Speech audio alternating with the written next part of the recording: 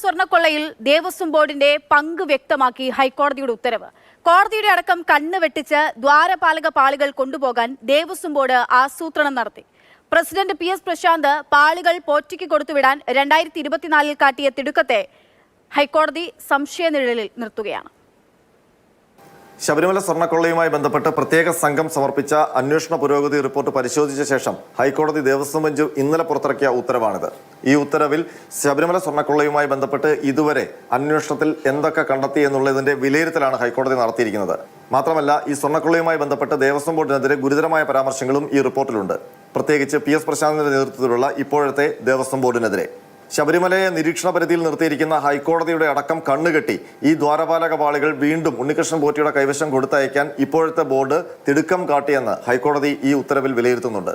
അതിനൊപ്പം തന്നെ മിനിറ്റ്സിൽ ക്രമക്കേട് കാട്ടിയെന്ന് ഹൈക്കോടതി കണ്ടെത്തിയിട്ടുണ്ട്. പ്രത്യേകിച്ച് 2025 വീണ്ടും ദ്വാരപാലക പാളികൾ ഉണ്ണികൃഷ്ണൻ പോറ്റിയുടെ കൈവശം കൊടുത്തുവിടാനുള്ള തീരുമാനം ഈ മിനിറ്റ്സിൽ ഉൾപ്പെടുത്തിയിട്ടില്ല.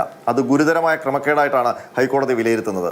അതിനൊപ്പം തന്നെ ശ്രീകോവിലിന്റെ പഴയ വാതിൽ സൂക്ഷിച്ച രീതിയെ സംശയത്തോടെയാണ് ഹൈക്കോടതി വീക്ഷിക്കുന്നത്. അപ്പോൾ ആ പഴയ വാതിൽ തന്നെയാണോ അവിടെ കണ്ടെത്തിയത് എന്നുള്ളൊരു സംശയമാണ് ഹൈക്കോടതി പ്രകടിപ്പിക്കുന്നത്.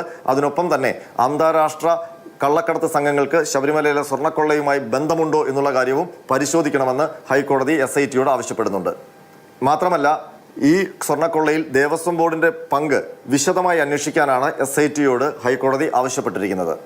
അതിനൊപ്പം തന്നെ ശാസ്ത്രീയമായ പരിശോധന നിലവിൽ ശബരിമലയിലുള്ള സ്വർണ്ണ ഉരുപ്പടികളുമായി ബന്ധപ്പെട്ട് നടത്താനും ഹൈക്കോടതി നിർദ്ദേശിച്ചിരിക്കുന്നു. അതായത് സ്വർണ്ണക്കൊള്ളയുമായി ബന്ധപ്പെട്ട ഇനിയുള്ള അന്വേഷണ ഘട്ടം അത് ദേവസ്വം ബോർഡിന്റെ പങ്കിലേക്കാണ് നീളുന്നത്. അതുകൊണ്ട് തന്നെ വരും ദിവസങ്ങളിൽ ദേവസ്വം ബോർഡിലെ ഉന്നതരായ ആൾക്കാരെ വിളിച്ചു വരുത്താനും അറസ്റ്റ് അടക്കമുള്ള നടപടികളിലേക്ക് കടക്കാനും സാധ്യതയുണ്ട്.